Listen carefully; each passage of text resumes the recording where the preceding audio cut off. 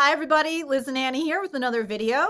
So just like in the other ones we've done today in this batch, we're sitting here, I've got my Canvas site pulled up, so elearn.ucr.edu for those of us at UCR who are shifting over to Canvas instead of Blackboard in the coming quarters or maybe in the next academic year. And we want to show you in this video a potential way that you could consider as an instructor organizing your course. So I'm not going to show it to you in the course shell that I've been given for a Psych 161 class that I'm going to be teaching in the winter. I'm going to show you in a class that I'm just finishing teaching now, which is a seminar topics class for upper division undergraduates that I'm finishing for fall. So I'm going to show you how I organize the content for the 10 weeks of this quarter in here. So when I click into that class tile, or what is it called if not a tile? Card. Oh yeah, course card. Course card, course tile, whatever, however you want to think about it, like into the class. The first thing it takes me to in this course is the modules page. So I have this set up to be essentially the landing page, the thing that all of my students see as soon as they click into the class. For other classes, and Annie will talk about this in a different video, it kind of depends on like how big the class is, what sort of class it is, what you want your students seeing right when they access the course. This was an upper div seminar, which was a very small class. It was like 25 students.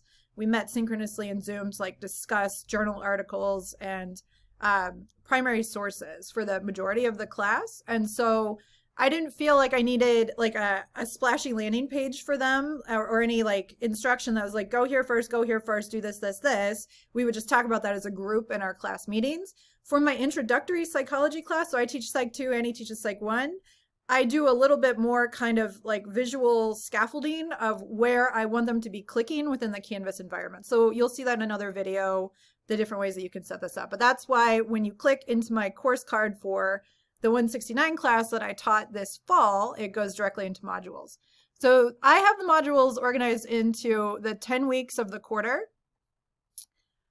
So there was 1 week, week 6, where we didn't have a meeting because the class met on Wednesdays and it was a holiday, like it was an administrative campus holiday. So we didn't have a meeting at all in that week. So I have chunks of stuff here for every other module organized by the topic that we were covering for that week of the course. So the seminar topic was emotion regulation, which is my area of expertise. And so like all the different weeks are some sort of like deep dive into an aspect of that. And so I decided to set it up like this.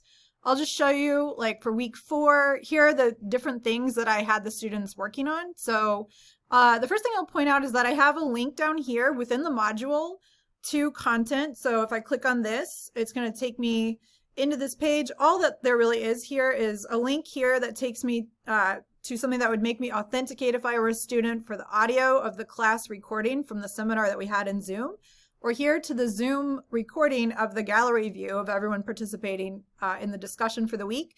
I post the class meeting recordings obviously after the synchronous meeting has taken place. So these are the recordings of the course meetings, the 3-hour discussion that we had as a group in this class. So I can't do that. Obviously, I can't do that as I'm assigning things within a module, but I would always circle back after the class was done, after Zoom was done processing that recording, and make that available to my students in case anybody wanted to go back through and look or listen to anything that we had talked about.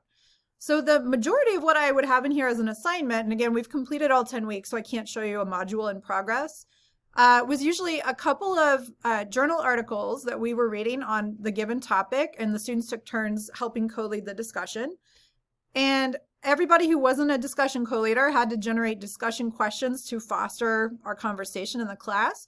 So this is an assignment, and I can allocate within the module pages and files. So I can make a page, so I can show you this in a second, but this is a link to an external URL where there's a podcast that I asked students to listen to as part of what they were doing for this week's module. These paper clips here indicate file attachments. So I uploaded journal articles that we were reading and assigned those files within this module for this particular week. The I guess dialogue bubbles here next to the discussion questions indicates that this is a discussion board assignment. And then this right here is the icon that indicates this is a page. So Canvas lets you upload lots of different types of files, and then you can deploy them within different modules or like weeks of the quarter or weeks of the course, depending on how you want to organize it. So I'll just show you, if I click on this podcast link, I pasted this into the module as a link to an external URL. So you can they could just click right on this and it would take them to that page where they'd be able to listen to that. If I click on one of these files that is instead a journal article, it gives them the option to download the PDF. They can also read it within the Canvas environment if they don't want to download it.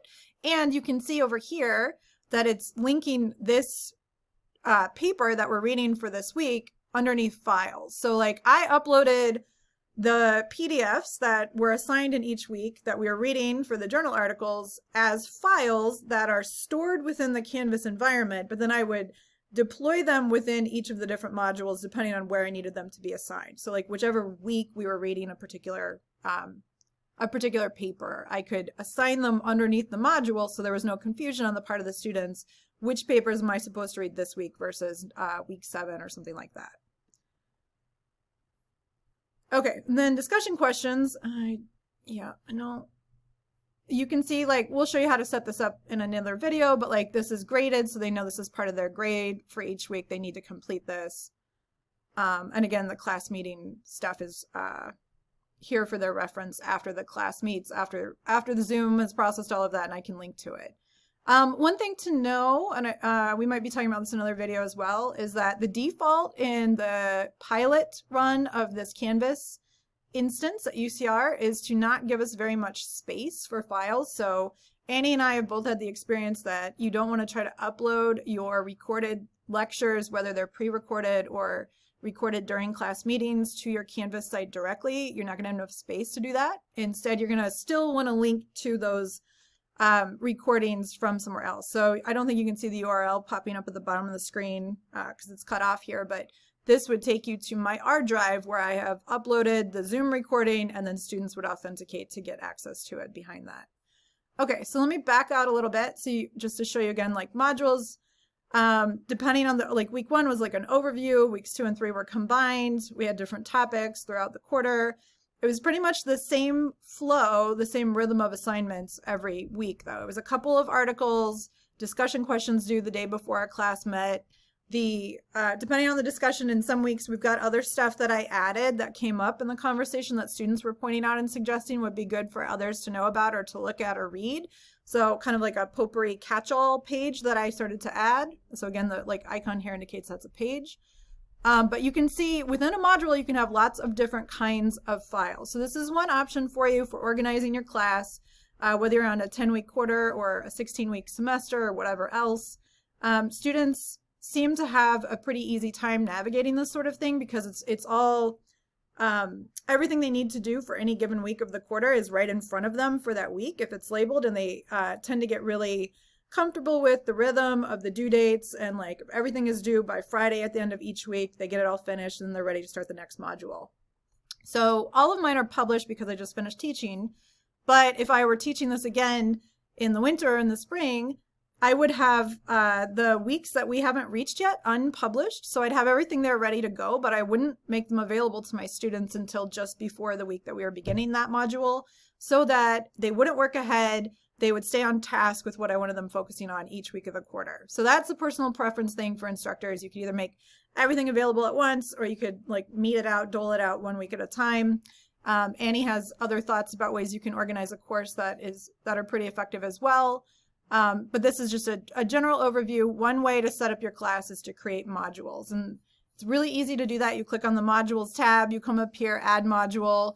It'll ask you to title it. So this is where like the week and the topic come in, and then you can populate that module with any kind of file or link or content that you think is appropriate. Okay, I think that's it for the way I've set up this class. We'll be back soon with more stuff.